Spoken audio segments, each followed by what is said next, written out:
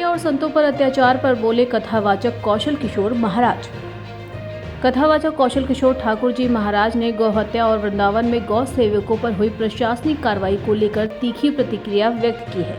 उन्होंने कहा है कि सनातन धर्म की रक्षा कर संघर्ष अकेले संतों की बूते नहीं छोड़ा जा सकता। उन्होंने सभी सनातनियों से एकजुट होकर संतों का साथ देने की अपील की और कहा कि संत अकेले कब तक संघर्ष करेंगे। महाराज जी ने हाल ही में वृंदावन में घटी गंभीर घटना का उल्लेख किया जिसमें 50 से अधिक मृत गायों को जंगल में फेंका गया था। उन्होंने इसे अत्यंत निंदनीय बताते हुए कहा कि यह घटना उस पवित्र भूमि पर हुई जहां भगवान वासुदेव श्री कृष्ण ने धेनु और ब्राह्मणों की रक्षा के लिए अवतार लिया था। उन्होंने कहा भगवान श्री कृष्ण जो पूर्ण ब्रह्म है ने ग्वाले के रूप में गौ माता की रक्षा के लिए लीला की।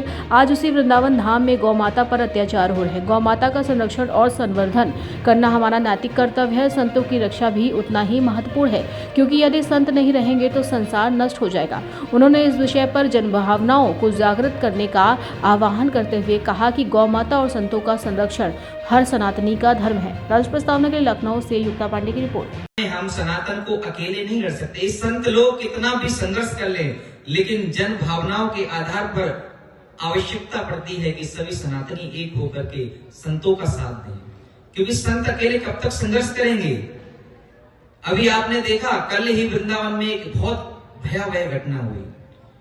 50-60 से अधिक गायों को, जो मृत गाय थी, कैसे मरी कैसे नहीं मरी, उनको मारा गया और उनको एक जंगल में फेंक दिया गया।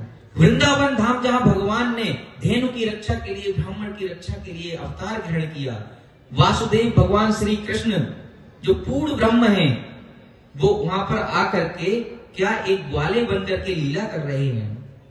और उन वासुदेव भगवान श्री कृष्ण की नगरी में ऐसे अत्याचार हो रहे हैं गौ माता पे। गौ माता का संरक्षण संवर्धन करने के लिए भगवान वासुदेव श्री कृष्ण ब्रह्म से गोपाल हो गए, गोपाल हो गए।